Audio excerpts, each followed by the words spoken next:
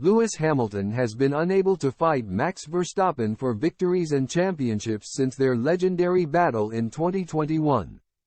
Jenson Button believes that Lewis Hamilton's winless streak is making him hungrier and a stronger driver, rather than pushing him towards retirement.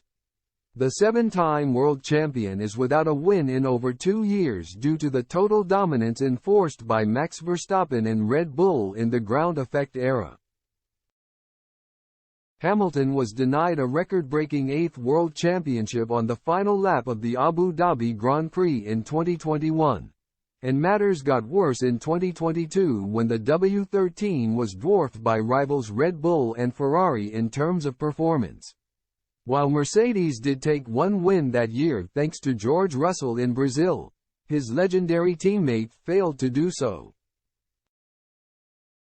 The W14 was a steady improvement but still far from capable of fighting at the front consistently, and with Red Bull offering up one of the most dominant cars in F1 history in the RB19, Verstappen was set free to dominate the 2023 World Championship, taking 19 Grand Prix victories from a possible 22 on the way.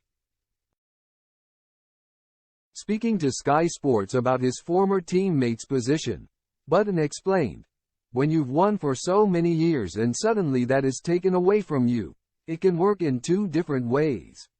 One, you're just like, there's no point anymore, I want to retire. I've been at the peak for so long and now I've not won a race in 2 years.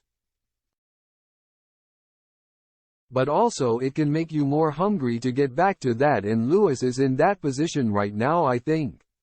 And Lewis is as good as ever, I'd say, in terms of his outright speed.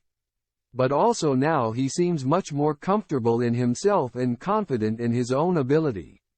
So he makes less mistakes, so he's even better now than he was 5 or 6 years ago, I think. And that's tough. If he gets a car that is competitive enough to fight for victories, when someone is that strong and that confident in themselves, it is difficult to beat, as you can see with Max Verstappen." Button is correct to point out that Hamilton's speed hasn't declined.